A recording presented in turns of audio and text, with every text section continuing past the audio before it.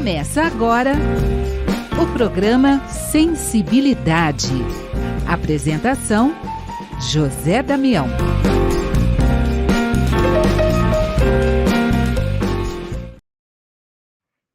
Alô, alô, alô, ao amigo ouvinte da Rede Boa Nova de Rádio do programa Sensibilidade. Estamos começando mais um programa. Gratidão a você que nos acompanha no YouTube, Tatiana Benites. Hoje, Estênio Fusaro, ele vai falar de juventude espírita, ele está em Ilha Solteira. Estênio, gratidão, obrigado por estar aqui junto com a gente, Estênio. Eu que agradeço o convite, Damião. Espero que a gente possa ter uma conversa bem produtiva aí, tá certo? Certo. Vamos começar do básico aqui, para quem está chegando aqui no programa Sensibilidade, se pergunta, Estênio Fusaro. Então, Estênio Fusaro por Estênio Fusaro. Fala um pouco de você para a gente. Bom, meu nome é Estênio, né? Inspirado ali no ator Estênio Garcia, na época que eu nasci, estava passando Carga Pesada na Rede Globo. Então foi um papel bastante marcante ali. Meus pais gostaram do nome do ator e colocaram para mim, né? Tenho meu irmão Estevão também, o irmão mais velho. Nós somos daqui de Ilha Solteira e somos uma família de berço espírita, né? Da parte do meu pai, principalmente, todo mundo é espírita e eu nasci nessa família de berço espírita mesmo. Meus pais, por exemplo, se conheceram dentro do centro espírita. Então, mesmo tendo pouca idade, né, eu tô com 23 anos no momento, eu sou espírita há 23 anos, né? Então, eu acredito que tem pessoas de mais idade que eu que talvez não tenham o mesmo tanto de doutrina do que eu tenho, né? Mas, enfim, eu sou palestrante espírita. Até pouco tempo atrás, estava como coordenador da Mocidade Espírita do Centro Espírita Amor e Luz, daqui de Ilha Solteira, o CEA Luz. Acabei me desligando por motivo profissional. Atualmente eu curso mestrado acadêmico em Engenharia Mecânica, aqui na Unesp de Ilha Solteira. E aí, por esse compromisso da faculdade, acabei me desligando, não estava conseguindo dedicar tanto tempo para isso, né? Até a entrevista do Orson eu ainda era coordenador, então aí depois eu acabei me desligando um pouquinho. Mas acredito que, resumidamente, é isso. Sou um jovem espírita. Opa, e o jovem espírita. E o Orson, né, conversando comigo ali, falou, Damião, você já falou com o Estênio? Eu falei, não, precisa falar com o Estênio, trazer o Estênio aqui para a Rádio Boa Nova para falar um pouco desse tema. Então, vamos contar um pouco, né? É legal, Estênio, toda essa história. E aí, só para o amigo ouvinte aí que está nos acompanhando no YouTube, gente, ali a pessoa pegar período de férias ali para conseguir gravar com o Estênio, porque senão também a agenda não estava combinando. Agora, conta um pouco desse trabalho, já que você trabalhou muito tempo aí como coordenador, conta um pouco desse trabalho de juventude que acontece em Ilha Solteira. Você que é palestrante, vamos contar um pouco para a gente aqui, para quem está nos acompanhando, desse trabalho de doutrina espírita e juventude, Estênio. Certo. Bom, eu sou nascido aqui em Ilha Solteira, né? Porém, com 2, 3 anos de idade, a gente se mudou para Araçatuba e ficamos 10 anos lá. Então, eu acabei retornando aqui para Ilha Solteira apenas em 2014. Aí lá eu terminei o ensino fundamental, ensino médio e, por fim, entrei na faculdade e fiquei por aqui mesmo, né? Para fazer engenharia mecânica.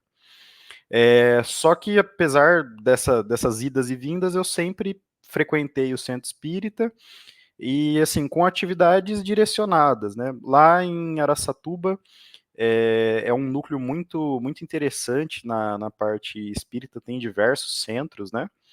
E grande parte das estruturas do centro espíritas, elas são voltadas para esse ramo da juventude, numa proposta de escola. Então, é bem forte lá, isso é bem legal. Eu gosto particularmente dessa estrutura, em que você vai passando ali por etapas, né? Então, vai avançando de sala, troca a professora. Então, tem toda uma lógica de escola mesmo, né?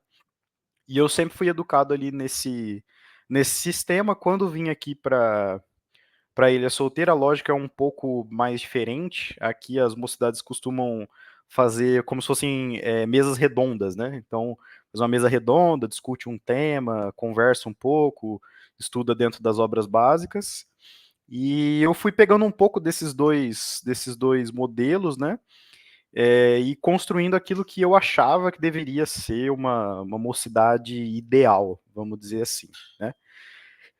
Inicialmente cheguei já querendo trabalhar, né, mexer um pouco, sofri um pouco de resistência por parte do pessoal mais antigo, né, da doutrina, acreditando que pela pouca idade talvez eu não teria capacidade de passar os conhecimentos, de conversar com os jovens numa linguagem apesar de informal, que pudesse passar todos os conceitos que eles precisavam para o desenvolvimento, mas isso só no início, né? Depois eu consegui vencer um pouco essa resistência, provando que eu realmente conhecia das coisas e teria essa capacidade de coordenar uma mocidade, né? Passei por diversos centros espíritas, tanto lá em Araçatuba quanto aqui, que tem dois, né, principalmente. Então, frequentei vários lugares e acabei virando coordenador por fim agora no CEA Luz.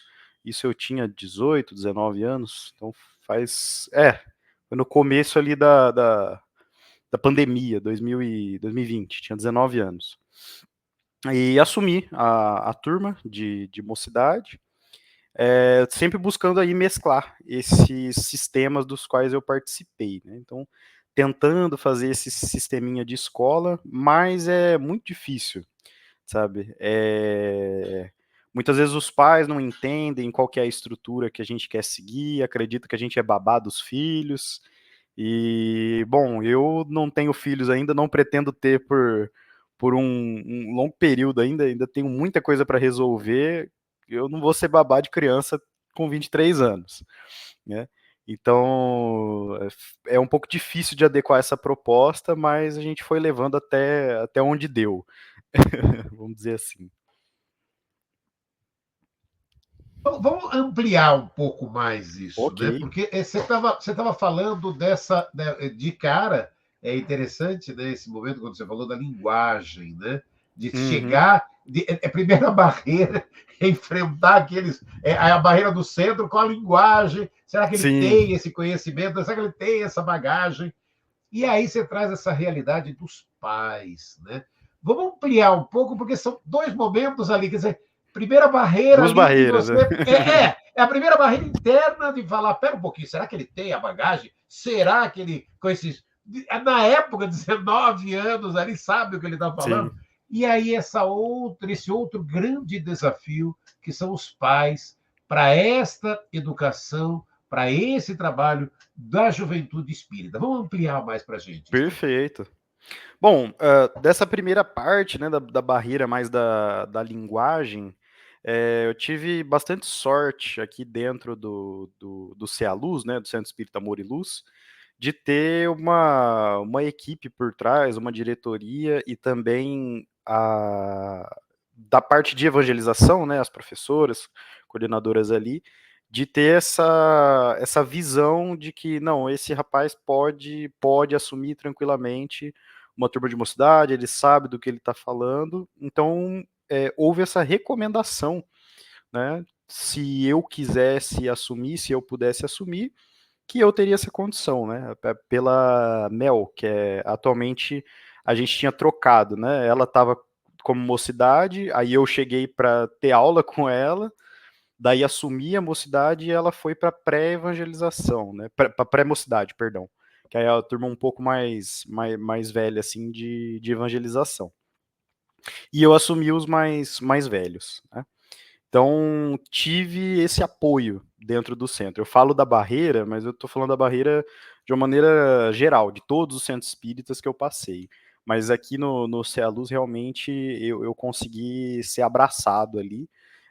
Entenderam a proposta, entenderam que eu tinha essa capacidade, e eu pude assumir, então, finalmente, essa turma e tal, né? Então, De que maneira, né? Sempre participando das aulas. Então, como jovem ativo da mocidade, tinha perguntas eu respondia, tinha estudos dirigidos que às vezes me permitiam coordenar, eu fazia também, participava de outros estudos da casa, então já frequentava grupo de estudo do Evangelho, do Livro dos Espíritos com os adultos, então fui avançando dessa maneira, demonstrando interesse, e finalmente enxergaram, né, que eu poderia assumir isso sem maiores problemas, né.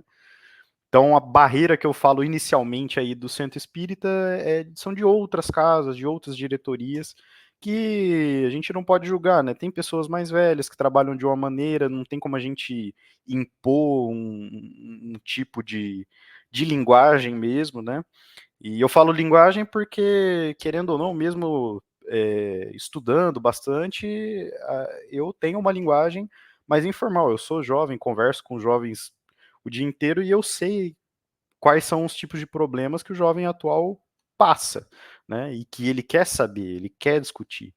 Tem muitas coisas, às vezes, que não passam pela cabeça do jovem nesse momento. Eu vou falar de fenômenos mediúnicos muito específicos, assim, que essa criança, esse jovem ali, ele não está interessado em saber no momento, por exemplo. Às vezes ele quer saber de uma parte mais moral da doutrina, algum dilema ético que ele tem que passar ali no dia a dia dele, e eu tenho essa sensibilidade de enxergar o que eu devo tratar com esse jovem, o que ele realmente quer saber, o que ele espera do centro espírita, né? E fui enxergado nesse aspecto. Na segunda barreira, que eu falo que são dos pais, já é algo um pouco mais recente. E eu conversei bastante isso com o Orson na entrevista que fiz com ele também no outro programa, a respeito dessa falta de educação, entre aspas, né, dos pais para a evangelização espírita. Os pais de hoje não entendem o propósito de uma evangelização espírita. Primeiro que eles acham que é opcional, né? Usa a desculpa do livre-arbítrio. Ah, o livre-arbítrio. Né? Então, o livre-arbítrio é uma desculpa muito forte que eles usam para não levar os filhos para serem educados dentro de um ambiente do centro espírita. Então, quando ele quiser, ele vai. Eu vou deixar ele crescer e aí assim que ele decidir qual é a religião que ele quer seguir, ele começa a seguir. E não é assim. O jovem precisa passar pela experiência. E você que é pai tem que mostrar para ele alguma coisa. Não adianta. Eu tinha o interesse de ir em reuniões do centro espírita, participar de estudos, mas no começo não era assim. Meus pais me levavam na marra. Certo jovem quer levantar 8, 9 horas da manhã num domingo e ir no centro espírita. Não é a atividade principal que ele quer fazer. Mas ele tem que ser exposto a esse tipo de situação e para ver se ele pega gosto, né? A gente só come comida que a gente experimenta, né? Se eu nunca experimentar, eu nunca vou comer. Então, essa foi a lógica que eu fui educado, e muitos pais não entendem isso. E quando entendem que é importante, que o filho tem que ir, outros delegam a função da educação para o evangelizador ou para o professor dentro da escola mesmo. Acredita que aquela pessoa que está com o filho dele é responsável pela educação do filho. Então, se o filho tem problemas na rua, tem problema na escola, ele vai perguntar para mim o que eu acho que ele deve fazer com a educação do filho dele. Não é por aí, gente. A gente dá a parte da educação moral, a gente fala sobre boas maneiras, bons costumes, a gente fala da moral espírita, da moral cristã, de fazer ao outro apenas aquilo que a gente gostaria que fosse feito conosco, porém eu não sou o pai da criança, eu não tenho esse papel de educação que um pai e uma mãe têm, que a família tem. A gente fala pai e mãe, mas a gente tem famílias não tradicionais, né, em que as crianças não são especificamente educadas pelo pai ou pela mãe. Mas eu não faço parte da sua família, eu não tenho o papel de educar o seu filho. Então essa segunda barreira também é complicada de vencer, e ultimamente tive alguns embates com alguns pais que não aceitavam esse tipo de situação, onde já se viu dizer que o meu filho é obrigado a vir para a sala da mocidade ou da evangelização. É obrigado, obrigado ele não é, né? Não posso obrigar ninguém a nada, mas se ele está no ambiente do centro espírita e tem um conteúdo direcionado para ele, por que é que esse jovem vai ficar no salão assistindo palestra? Por que é que esse jovem vai direcionar para atividades que não são feitas para ele? A gente tem um embasamento por trás, a gente estudou, a gente faz reuniões direto para combinar quais são os temas que vão ser tratados, datas importantes que a gente tem que citar, e os pais parece que não valorizam muito isso, né? Estou generalizando, mas que fique bem claro que não são todos. Tive contato também com pais maravilhosos que entenderam o processo, entenderam a proposta e colaboraram muito, né, durante essa minha passagem ali pela coordenação da mocidade. Tenho como verdadeiros amigos mesmo, e sou amigo dos filhos também por ter passado por essa experiência. Mas são duas barreiras difíceis de transpor. E aí, Stênio, você traz um dilema que a gente vê no dia a dia da nossa existência, que quantos e quantos pais, né, transferem toda essa responsabilidade da educação para a escola, né? Já começa daí. Não, a escola é que vai educar o meu filho. E a educação vem de berço, é aquilo que você estava Vem de dizendo. berço. Você tem que educar o seu filho em casa, porque não dá. E aí, a hora que você vê, a hora que você traz essa realidade para a doutrina espírita, quer dizer, se repete a história. Se repete.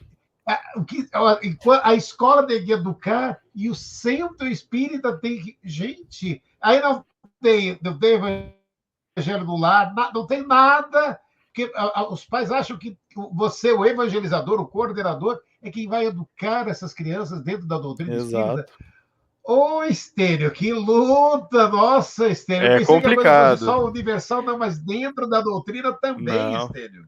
Eles não enxergam que talvez, assim, bom, pelo menos aqui, né, quando eu participava, a evangelização, a mocidade, é 1 hora ao longo da semana. Então, será que 1 hora em uma semana, que tem 24 horas vezes 7 horas, será que 1 hora é suficiente para eu educar o filho de alguma pessoa? Alguma conta não fecha. A maior parte do tempo ele está com a família, né? Então, essa educação realmente vem de berço e não é responsabilidade do evangelizador. A gente está ali para passar realmente conceitos morais, conceitos éticos, doutrinários também, explicando como é que as coisas funcionam de acordo com a nossa visão espírita, né? Mas quando começa a ter problemas na rua, começa a ter problemas, aí, não, Estênio, vem aqui, vamos conversar, porque o fulaninho tá fazendo tal coisa, e eu acho que você tem que me ajudar a resolver o problema. É complicado. Já passei por essa situação já. Por incrível que pareça, já passei por essa situação, de ser enquadrado por pai, por mãe, achando que eu tenho alguma responsabilidade com a educação do filho dela. Mas é isso aí. É o grande, é um desafio, né? É todo esse trabalho. E aí, a hora que você até citou, né? A desculpa do livre-arbítrio. E a gente para, né? A gente vai um pouco além, né? A gente pegar aí até o próprio filme, o Nosso Lar 2, né? Você acaba que a gente conseguindo, Wagner retratou bem ali, né? Tão bem essa história, né? De repente você parar e falar, sabe? Alguém é culpado e esse alguém nunca está na frente do espelho, né, Estênio? Sim. Sempre é o outro, né, Estênio? Sim. A impressão que é uma intenção de minimizar a própria responsabilidade, né? Hoje em dia, eu vejo muitas pessoas, isso eu incluo jovens, adultos, em geral, que realmente não querem assumir responsabilidade, não querem assumir responsabilidade por aquilo que dizem, por aquilo que fazem, e por aquilo que colocam no mundo também. Não querem assumir responsabilidade pelos seus filhos, não querem assumir responsabilidade pela educação dos seus filhos. E nós, como espíritas, entendemos a missão dos pais. Tem pelo menos umas 3 ou 4 perguntas só no Livro dos Espíritos falando a respeito dessa missão dos pais, que dá a impressão que o pai espírita nunca leu essas perguntas, não entende qual que é seu verdadeiro papel e acha que pode sair delegando responsabilidades para as outras pessoas, né? E esse eu acredito que atualmente, né, é o grande problema da evangelização e da mocidade espírita, né? Porque esses pais também, falando do ponto de vista do adolescente, do jovem, não conseguem enxergar que um adolescente não é um adulto.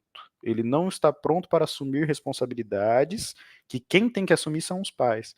Então ele acha que é o centro espírita que tem que fazer alguma atividade diferente para chamar a atenção do jovem.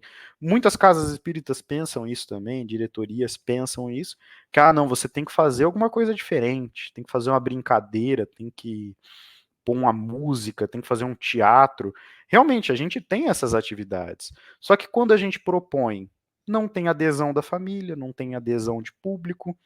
E aí, como é que a gente vai continuar fazendo? E outra, o estudo tem a parte lúdica, tem a parte descontraída, mas tem a parte séria que é necessária também.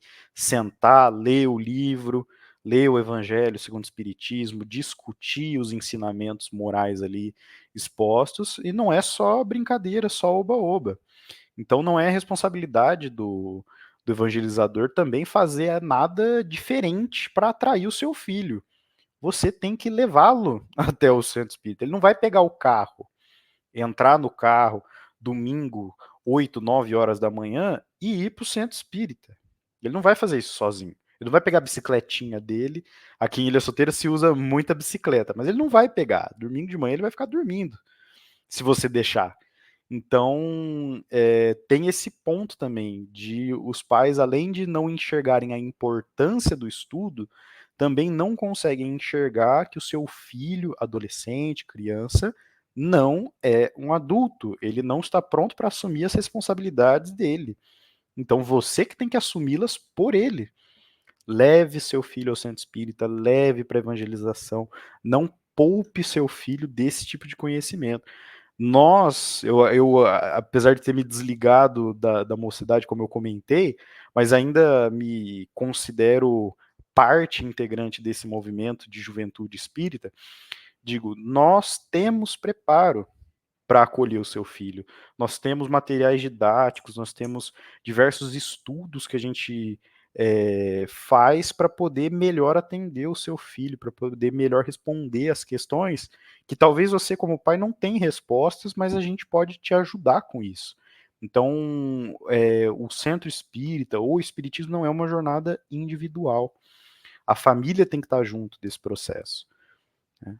E os casos em que a família não está presente são exceções, né? A gente não pode tornar da exceção a regra.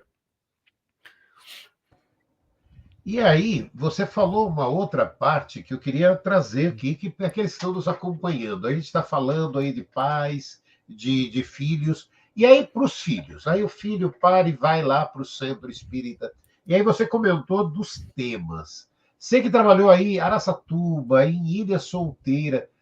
Sim. Essa parte, para quem pratica, até quem está, o jovem que está nos acompanhando agora, fala, mas e os temas? Quais são os temas ideais aí para aqueles que estão querendo até implantar a juventude nos seus centros espíritas?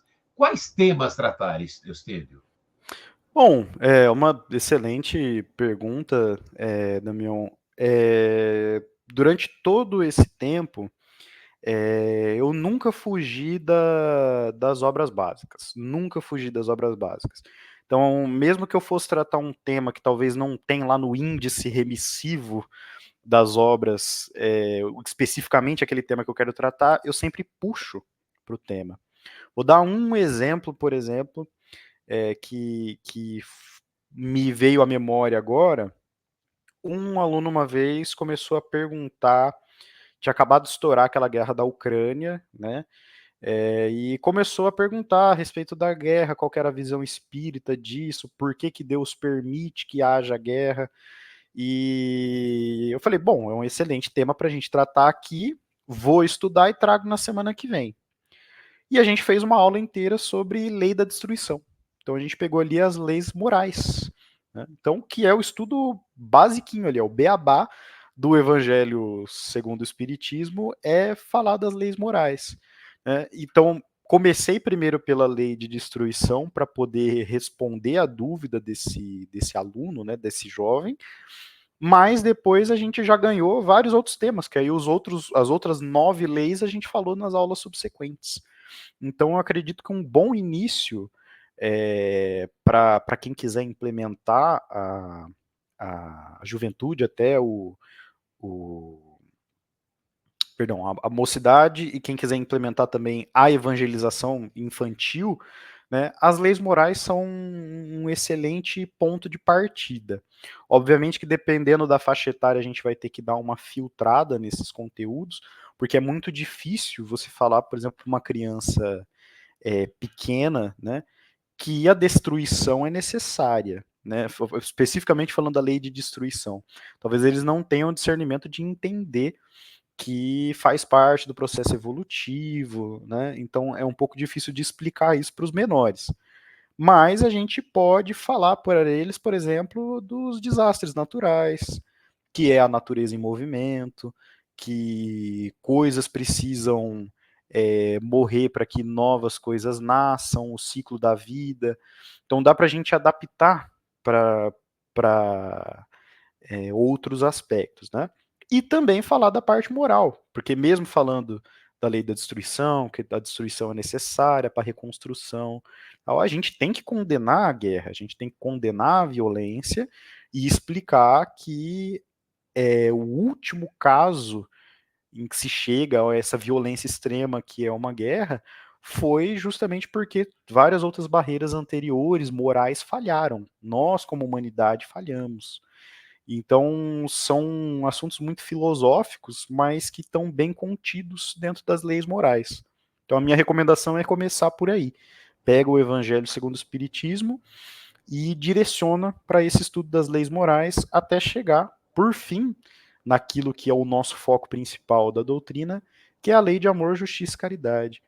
Então, um bom espírita, mesmo que não tenha lido todas as obras, mesmo que não saiba a fundo questões técnicas a respeito da doutrina, de como funciona o processo reencarnatório, como funciona a mediunidade, os tipos de mediunidade, o bom espírita, se ele sabe o que é a lei de justiça, amor e caridade e aplica no seu dia a dia, ele não precisa saber mais muito do que isso, né? E é interessante, né? Você ele aplica, né? Colocar em prática. Agora, Isso. me diga uma coisa, né? Me diga uma coisa. Você percebe? Eu percebi por esse primeiro tema que você trouxe, né? Falando das leis morais, mas você estava trazendo o tema da guerra, quer dizer, assim que estava estourando, quer dizer, para o jovem aquela resposta imediata, é para as Sim. coisas que estão, é o mundo que está acontecendo. E aí, trazendo, que está dentro. E aí, as respostas de Kardec, a hora que ele fala, vai trazendo todas as explicações, né, sobre a guerra das leis morais. Quer dizer, é aquilo, é trazer dentro desses temas atuais a doutrina espírita, é exemplo claro que você deu das leis morais, né, Estênio? Com certeza. Às vezes eles me pegam também com que a gente chama das trends, né? Que às vezes aparece algum vídeo nessas redes sociais mais rápidas, né? O TikTok, por exemplo, o Reels do Instagram. Às vezes aparece alguma coisa relacionada à religião que talvez eles venham me perguntar. Pontuar um tema aqui, por exemplo, que aconteceu recentemente. Perguntaram para mim a respeito do Jesus ortodoxo. E aí eu falei, que diacho que é o Jesus ortodoxo, né? E aí eles me mostraram um vídeo, era do TikTok, falando a respeito da visão do Cristo dentro da igreja ortodoxa. E aí a aula virou uma aula de história, porque aí eu fui falar de Império Bizantino, da Igreja Ortodoxa, essa formação da igreja, quais são as diferenças para a Igreja Católica e qual a diferença de tudo isso que eles acreditam para o que a gente acredita dentro do centro espírita. E vê, é um tema de rede social, é algo que viralizou ali no TikTok e esses jovens começam a compartilhar entre si, e muita desinformação também é passada nesses meios, né? Então, aí sim eu acredito que é o papel do evangelizador, a responsabilidade de desmentir certas informações que a rede traz ali de maneira muito rápida e que às vezes passa por esses jovens sem um filtro, né? Não estou condenando as redes de maneira alguma, né? Senão esse tema nem existiria se eles não tivessem as redes. Né? Foi um tópico para uma aula que deu certo da gente comentar, apenas desmistificando essa situação, né? Mas eles trazem esses temas para a gente e a gente tem que ter a sensibilidade de entender que para ele aquilo é importante, aquilo é relevante no dia a dia dele, porque ele vai conversar com outros jovens a respeito daquele tema, e se a gente passar uma visão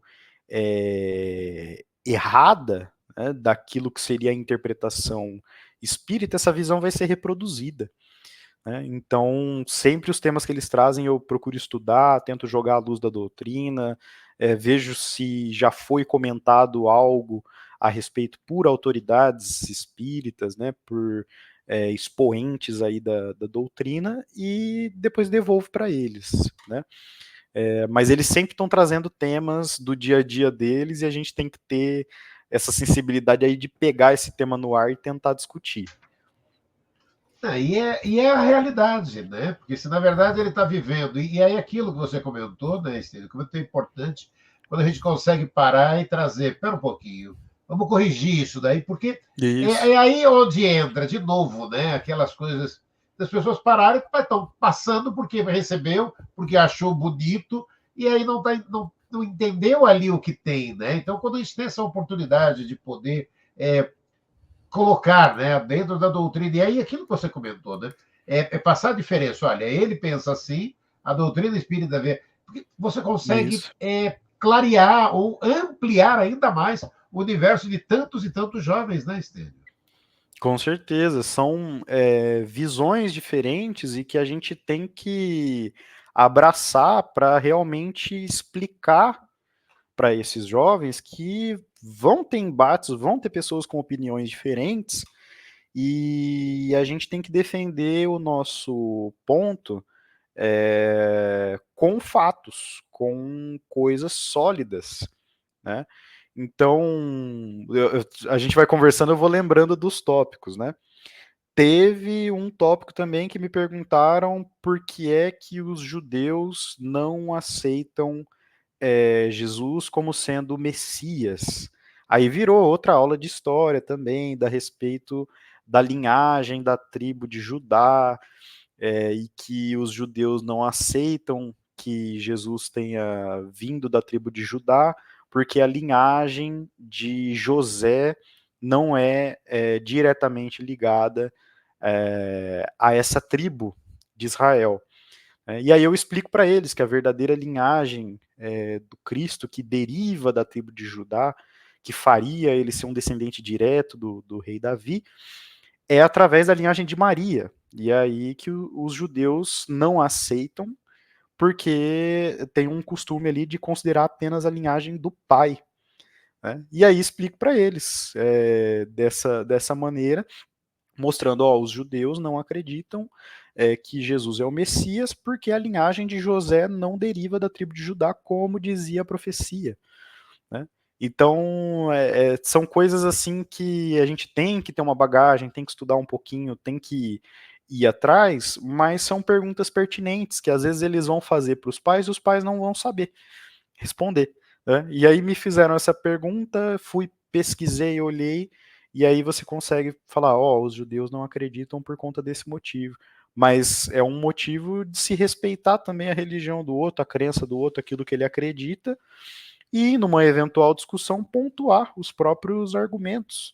Né? Não tem problema nenhum a gente discutir, a gente debater, mantendo-se o respeito, né, pela crença dos outros. E pela nossa também. E é interessante, em vários momentos você foi passando, né, Estênio, essa humildade de parar, às vezes as perguntas chegam e a gente não sabe, né? Não dá para parar e falar, Sim. pera, é aquelas histórias, não, eu sei, decora o livro. Meu, não é por aí, né? De repente até essa Né? humildade de falar, pera aí, não sei, vou pesquisar e vamos conversar semana que vem. Porque aí você vem muito mais embasado, com muito mais, que aí sim podendo tirar outras dúvidas. Sim. Aí, de novo, é esse grande, gigante passo de ter essa humildade, hein, Estênio? E eles também, né? A gente propõe as discussões e eu falava para eles, né? Falou, ó, semana que vem eu vou trazer esse tema, tragam vocês também mais coisas. Não, tipo, não deixa só eu pesquisar, né? Porque às vezes se só eu pesquiso, eu vou direcionar a discussão para aquilo que eu acredito, aquilo que eu estudei, as minhas fontes. Né? Então eu falo para eles, tragam as suas fontes também, tragam coisas, vamos juntar os conhecimentos. Às vezes eles vão achar alguma coisa que eu não achei, que eu não consegui encontrar durante a minha pesquisa. Né? Isso engrandece ali o debate.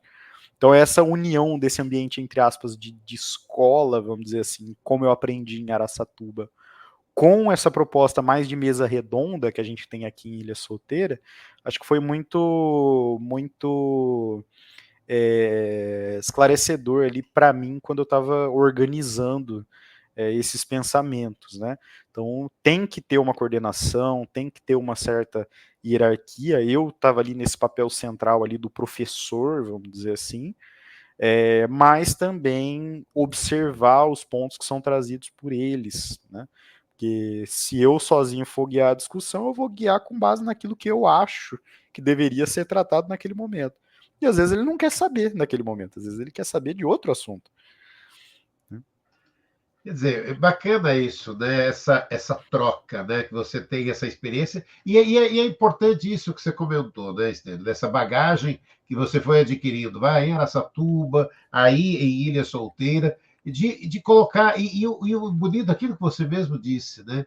Desse exercício de você estar colocando em prática todo esse conhecimento, como você mesmo disse, você também é palestrante, quer dizer, agora Isso. essa correria que você está tendo com a agenda, mas isso é outra história, né? Mas é de colocar tudo isso, né? De exercitar, né? Todo esse conhecimento com aqueles que estão chegando na doutrina espírita, né, Estênio? Com certeza. É um papel realmente ali de se colocar no lugar desse jovem. A gente costuma ter um sentimento, né? Mesmo eu tendo uma idade próxima das deles, eu me incluo nesse sentimento que muitos psicólogos acabam taxando de juvenóia.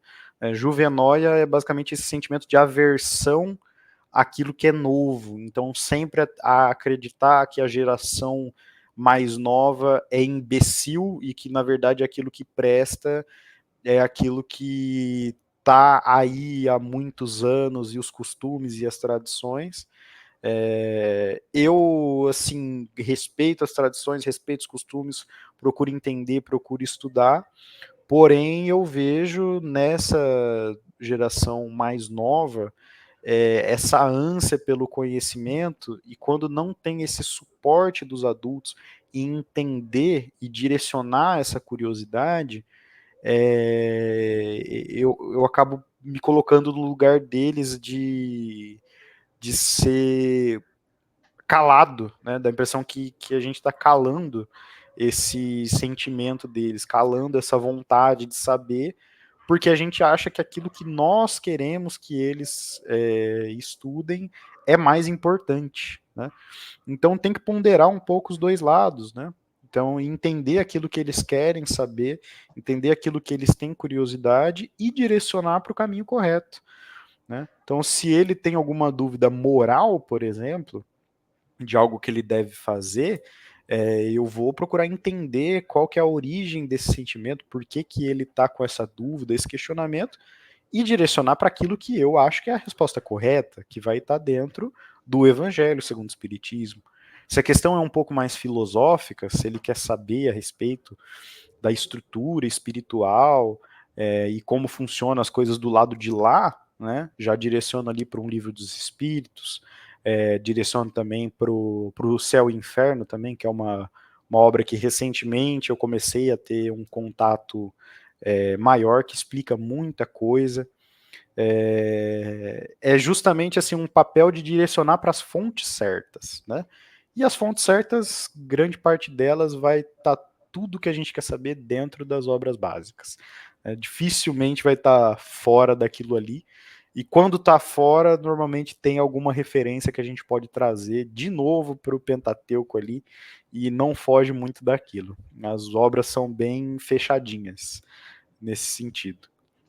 Estênio Fusaro, Estênio, eu já olho para o tempo aqui, nossa, como passa, temos Rápido. 5 minutos finais. Eu queria ver você que está aí nos acompanhando pela Rede Boa Nova de Rádio, no YouTube Tatiana Benites. Estamos com o jovem espírita Estênio Fusaro, falando aqui de juventude espírita aqui no programa Sensibilidade. Eu deixo esse espaço. Temos aí 5 minutinhos para que você possa deixar a sua mensagem daquilo que você acredita para aquele que nos acompanhou aqui no Sensibilidade, na Rede Boa Nova de Rádio. Eu, Estênio Fusaro. Bom, mais uma vez, agradecer pelo convite. Se eu puder deixar um recado final dentro desse tema de juventude espírita, é um recado que é quase um pedido, eu implorando aqui: levem seus filhos, seus netos, sobrinhos, aquele que está dentro do seu ambiente familiar, para o centro espírita, para o ambiente espírita, para a evangelização, para a mocidade, e acompanhe o estudo. Não é só levar também, acompanhe esse estudo, acompanhe o que ele está aprendendo, acompanhe aquilo que ele deseja saber, porque isso é realmente o papel de assumir a responsabilidade de ser educador, de ser pai, né? O papel da educação é da família. Então, quando a gente fala de educador espírita, ou educador dentro da escola também, é um termo que não condiz com aquilo que é a realidade. Educação vem de casa, educação vem de berço. A gente está ali para ensinar e complementar, mas a educação vem de berço. Então, leve. Se você acredita no espiritismo, por que é que isso faria algum mal ao seu filho, ao seu neto, ao seu sobrinho?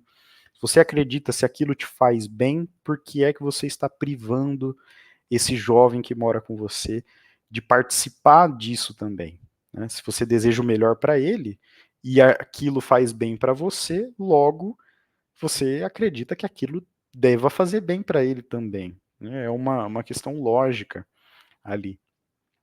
E com relação a parte mais moral, fugindo um pouco da parte de juventude espírita, vou puxar um pouquinho o que a gente falou a respeito das leis morais. O bom espírita não é aquele que leu todas as obras, o bom espírita não é aquele que sabe decor versículos da Bíblia, não é aquele que fala bonito. Apesar de eu ser palestrante e espírita, eu acredito que a palestra ela é uma das atividades menos importantes dentro de uma casa espírita, porque o que realmente guia, o que realmente engrandece o homem e o evolui é a parte moral e a parte da caridade. Então, puxando para as leis morais mais uma vez, o que mais importa de todo o conhecimento é a lei de justiça, amor e caridade. Só entendendo essa lei que a gente realmente progride na parte moral. Isso independente de ser espírita, porque outras religiões também falam da mesma coisa usando palavras diferentes. Mas essa é a lição para todos nós, me incluo nessa lição também, fazer a caridade. Fora da caridade não há salvação. Olha aí, conversamos com Estênio Fusaro, esse jovem espírita, sobre a juventude espírita, ele que está em Ilha Solteira, conversando com a gente. Estênio, gratidão, gratidão, gratidão. Muito, muito obrigado. Espero ter outras oportunidades para a gente conseguir bater mais papos aí, Com tendo mais certeza. disponibilidades, pegar outros temas contigo. Adorei esse bate-papo contigo. Obrigado, viu? Muito obrigado mais uma vez pelo convite, Damião. Espero estar de volta sempre que a agenda nossa permitir. Então tá bom. Você, semana que vem, estaremos juntos com mais um programa Sensibilidade. Até lá. Tchau, gente.